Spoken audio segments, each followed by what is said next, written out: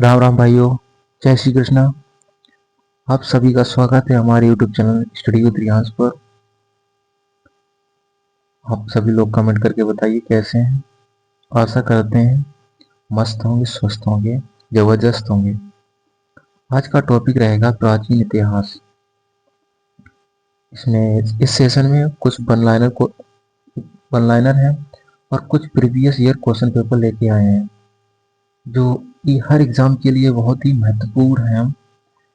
जैसे कि UP police हो गया, एसएससी जीडी है, होमगार्ड की भर्ती आने वाली, यूपीएसआई की भर्ती है, उन सभी के लिए कारगर साबित होने वाली है। तो आज का टॉपिक है प्राचीन इतिहास। चलिए स्टार्ट करते हैं बिना समय गवाए अपने सेशन को। तो वन लाइनर फॉर्मेट में पहला पॉइंट है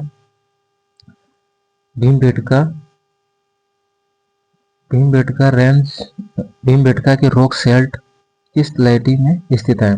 तो ये विंध्याचल रेंज में।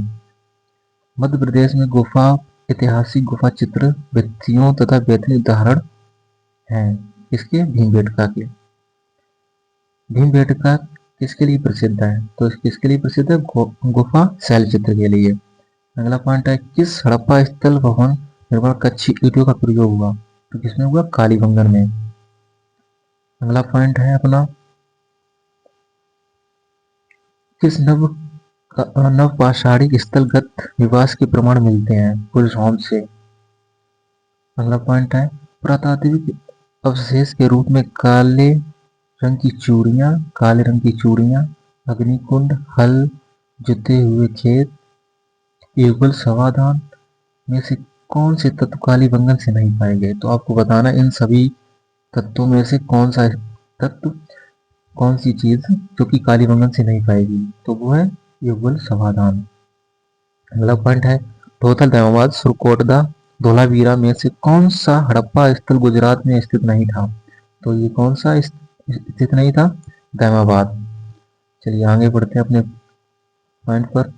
जिन भाइयों ने हमारा सेशन लाइक ना किया हो वो हमारा सेशन लाइक करें, कमेंट करें। चलिए अगला पॉइंट है लंगनगंज, गणेश्वर, बागौर, आदमगढ़ में से कौन सा स्थल पाषाणकालीन में नहीं पाएगा? तो आपको बताना है इसमें कौन सा पाषाणकालीन में से नहीं पाएगा। तो वो है गणेश्वर। अगला पॉइंट है सिंधु घाटी सभ्यता का कौन सा प्राचीन शहर अपने बंदरगाह के लिए प्रसिद्ध था? तो वो था लोथल। अगला पॉइंट है लोथल नगर किस नदी के उपनदी के किनारे पर बसा था? तो वो है साबरमती नदी के किनारे बसा था। अगला पॉइंट है हड़प्पाकालीन स्थल में अभी तक किस धातु की प्राप्ति नहीं हुई है? तो आपको बताना है किस धातु की प्राप्ति नहीं हुई है। तो वो है लोहा।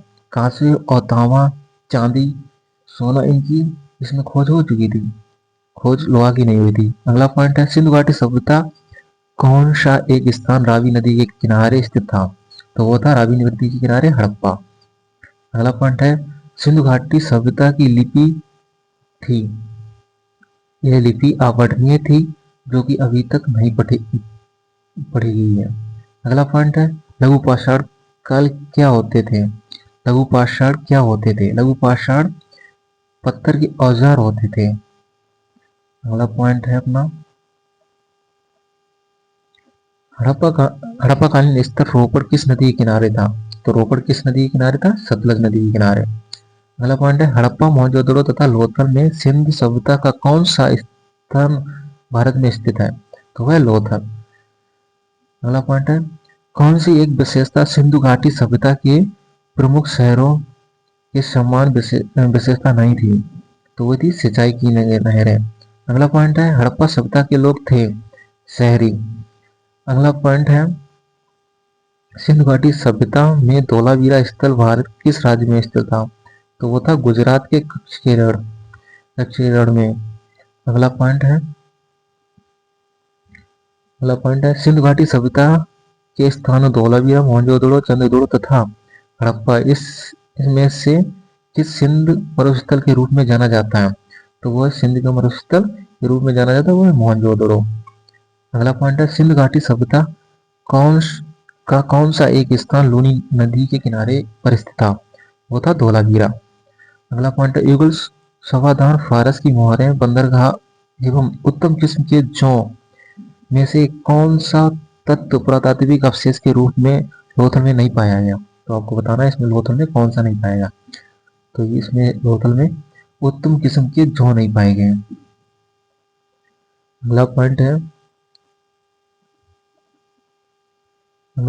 है चिरंदा मेहरगढ़ बुरशोम तथा वैदायमाबाद में से कौन सा स्थल नवपाषाण काल युग में प्राप्त प्रस्तुत था प्रमाण प्रस्तुत है। तो आपको बताना है इसमें कौन सा पुरातात्विक नवपाषाण युग का प्राचीन प्रमाण प्रस्तुत था। तो वो है मेहरगढ़। तो ये कुछ दिए हुए हैं, वो आपको बताना है इसमें कौन सा कहाँ पर था। तो ये सभी सही मैच किए हुए हैं, सम्मिलित हैं। तो मोहनजोदड़ो में गिरजबात, कालीबंगन में हल्के चिन्ह मिले, लोथल से पतन, हड़प्पा से स्टैचू ऑफ प्रेस्टी। अगला पॉइंट है मोहनजोदड़ो में से सबसे बड़ी इमारत थी गेट ग्रेनियर। अगला पॉइंट है सिंधु घाटी सभ्यता के लोग किसकी पूजा करते थे। किसकी पूजा करते थे, वो है पशुपति की पूजा करते थे। अगला पॉइंट है पुरालेख शास्त्र किसका अध्ययन है। पुरालेख शास्त्र किसका अध्ययन है, तो वो है शिलालेख का। अगला पॉइंट है ऐतिहासिक ऐतिहासिक लेखों का संरक्षण विज्ञान की किस शाखा के अंतर्गत आता है, वो है म्यूजियोलॉजी के अंतर्गत आता है। अगला पॉइंट क्या है वो, ये वन लाइनर क्वेश्चन समाप्त हुए। वन लाइनर क्वेश्चन समाप्त हो चुके हैं। अब स्टार्ट होंगे प्रीवियस क्वेश्चन पेपर। चलिए, जिन भाइयों ने हमारा चैनल सब्सक्राइब ना किया हो वो हमारा चैनल सब्सक्राइब करें, सेशन को लाइक करें, कमेंट करें।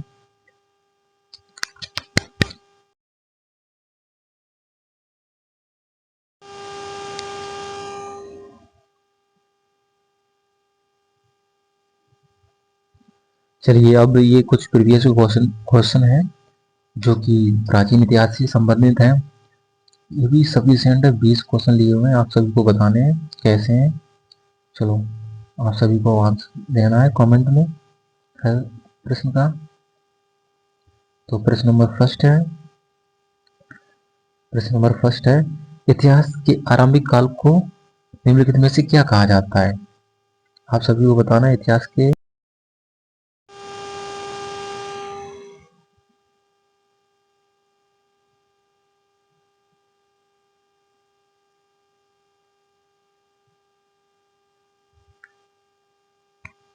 प्रश्न नंबर फर्स्ट है इतिहास के आरंभिक काल को निम्नलिखित में से क्या कहा जाता है। तो इसमें निम्नलिखित में से क्या कहा जाता है आपको बताना है। इसका राइट आंसर हो जाएगा ऑप्शन नंबर ए पूरा पाषाण काल। क्वेश्चन नंबर 2 है भीमबेटका गुफा किस राज्य में है। तो आपको बतानी भीमबेटका गुफा किस राज्य से मिलती है, तो वो है Madhya Pradesh. Option number D is right answer. प्रश्न नंबर 3 है किस काल में पत्थर के औजार सबसे पहले पाए गए। तो आपको बताना है किस काल में पत्थर के औजार सबसे पहले पाए गए, वो है ऑप्शन नंबर बी पूरा पाषाण काल में। अगला प्रश्न है प्रश्न नंबर 4 सिंधु घाटी सभ्यता के शहर की गलियां थीं, कैसी गलियां थीं आपको बताना है। सिंधु घाटी सभ्यता की गलियां कैसी थीं, चौड़िया सीधी थी, तंगिया मेली थी, फिसलने वाली थी, तंगिया टेढ़ी मेढ़ी थी। तो इसका राइट आंसर हो जाएगा ऑप्शन नंबर ए चौड़ी और सीधी। प्रश्न नंबर 5 है निम्नलिखित में से कौन सी सभ्यता अपने नगर नियोजन के लिए प्रसिद्ध थी। तो आपको बताना है कौन सी ऐसी सभ्यता थी जो नगर नियोजन के लिए प्रसिद्ध थी। तो इसका राइट आंसर हो जाएगा ए सिंधु घाटी सभ्यता।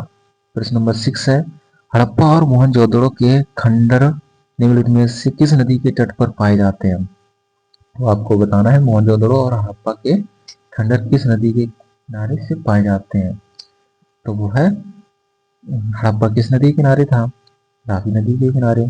तो ये रावी नदी के किनारे पाए जाएंगे। अगला प्रश्न है प्रश्न नंबर 7 सिंधु घाटी सभ्यता निम्नलिखित में से किस स्थल में से कौन सा स्थान सिंधु नदी किनारे पर स्थित था।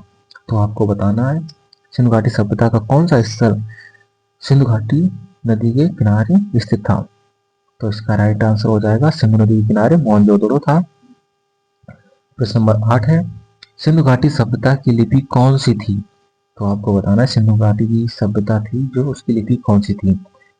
तो वो थी खरोष्टी लिपि।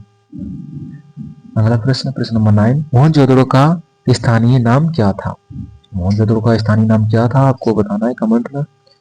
रेगिस्तान का टीला था, नदी मुख भूमि का टीला था, मृतकों का टीला था या जीवन का टीला था? तो इसका राइट आंसर हो जाएगा ऑप्शन नंबर सी, मृतकों का टीला। अगला प्रश्न है प्रश्न नंबर 10। प्रश्न नंबर 10, मोहनजोदड़ो में सबसे बड़ा भवन कौन सा है? तो इसके मतलब सही से पीडीएफ नहीं बन पाया तो आप सभी को बताना है, चलो मैं बता दे रहा हूँ। ये ऑप्शन नंबर ए है, ये बी है, ये ऑप्शन नंबर ए है, ये बी है, ये सी है, ये डी है। तो इसमें आपको बताना है कौन सा सबसे बड़ा स्थान था। तो वो था धनियागार, धनियागार था। अगला प्रश्न है प्रश्न नंबर 11, विशाल स्नानागार कहाँ से मिलता है? तो आपको बताना है विशाल स्नानागार कहाँ से मिलता है। वो है मोहनजोदड़ो से मिलता है। कहाँ से मिलता है? मोहनजोदड़ो से। अगला प्रश्न है प्रश्न नंबर 12, सिंधु घाटी के लोगों सिंध घाटी के लोगों की एक महत्वपूर्ण रचना निम्नलिखित में से किसकी मूर्ति थी? तो आपको बताना है किसकी मूर्ति थी। वो नटराज की थी, करती हुई बालिका की थी, बुद्ध की थी, नरसिम्हा की थी? तो इसका राइट आंसर हो जाएगा ऑप्शन नंबर बी, नृत्य करती हुई बालिका। अगला प्रश्न है प्रश्न नंबर 13। प्रश्न नंबर 13 है, देवी माता की पूजा संबंधित थी। देवी माता की पूजा किससे संबंधित थी? तो आपको बताना है आर्य सभ्यता के साथ, भूमध्य सागरीय सभ्यता के साथ, सिंधु घाटी सभ्यता के साथ, उत्तर पैरी सभ्यता के साथ? तो इसका राइट आंसर हो जाएगा ऑप्शन नंबर सी, सिंधु घाटी सभ्यता के साथ। प्रश्न नंबर 14 है, सिंधु घाटी सभ्यता का पतन नगर बंदरगाह कौन सा था? तो आपको बताना है इसका right answer option number A है, बी है, सी है, डी है? तो इसका राइट आंसर हो जाएगा ऑप्शन नंबर बी, लोथल। प्रश्न नंबर 15 है, प्रश्न नंबर 15 है, लोथल नामक स्थल पर निम्नलिखित सभ्यताओं में से किस जहाजी मलघाट था? तो आपको बताना जहाजी मलघाट मतलब कि जहाजी मलघाट बताना है आपको। तो इसमें से सिंधु घाटी सभ्यता होगा या मेसोपोटामिया होगा, मिस्र होगा या फारसी होगा? तो इसका राइट आंसर हो जाएगा ऑप्शन नंबर ए, सिंधु घाटी सभ्यता। आइए चलिए अगला प्रश्न है प्रश्न नंबर 16। प्रश्न नंबर 16 है, निम्न में से कौन सा सिंधु घाटी सभ्यता का एक बंदरगाह शहर माना जाता है? तो आपको बताना है इसमें से कौन सा एक शहर है जो सिंधु घाटी सभ्यता का शहर माना जाता है। हड़प्पा है, लोथल, रोपड़ है, वनावली है? तो इसमें का राइट आंसर हो जाएगा ऑप्शन नंबर बी, लोथल। प्रश्न नंबर 17 है, सिंधु घाटी सभ्यता में कालीबंगन निम्नलिखित में से किसके लिए प्रसिद्ध था? कालीबंगन किसके लिए प्रसिद्ध था आपको बताना है। चट्टान कटौती की वस्तुकला के लिए, बंदरगाह के लिए, कपास की खेती के लिए या मिट्टी के पात्र के लिए? तो इसका राइट आंसर हो जाएगा ऑप्शन नंबर डी, मिट्टी के पात्र के लिए। प्रश्न नंबर 18 है, सिंधु अर्थव्यवस्था की ताकत थी। सिंधु अर्थव्यवस्था की ताकत थी क्या थी? अर्थव्यवस्था की ताकत कृषि थी, व्यापार थी, चौक पर बनाए गए मिट्टी के बर्तन थी, बढ़ईगिरी थी? तो इसका राइट आंसर हो जाएगा ऑप्शन नंबर बी, व्यापार। प्रश्न नंबर अगला है 19, निम्नलिखित में से कौन सी धातु हड़प्पा सभ्यता में नहीं पाई गई? तो आपको बताना है कौन सी धातु हड़प्पा सभ्यता में नहीं पाई गई। तो वो कौन सी धातु थी जो हड़प्पा कालीन सभ्यता में नहीं पाई गई? तो वो उसका राइट आंसर हो जाएगा ऑप्शन नंबर डी, लोहा नहीं पाएगी। प्रश्न नंबर 20 है, सुरतकोट की सिंधु घाटी सभ्यता किस देश में है? तो आपको बताना है सुरतकोट गई किस देश में है? तो उसका राइट आंसर हो जाएगा ऑप्शन नंबर सी, अफगानिस्तान में। चलिए, ये थे कुछ क्वेश्चन वन लाइनर और क्वेश्चन प्रीवियस जो पूछे गए थे, हर एग्जाम में पूछे गए थे। सीपीओ है, एसएससी सीपीओ, एसआई में, एमडीएस में, सीएसएसएल में, एसएससीजीएल में। तो जिन भाइयों को हमारा सेशन अच्छा लगा हो तो बहुत बहुत धन्यवाद, थैंक यू। चलिए समाप्त करते हैं अपने सेशन को।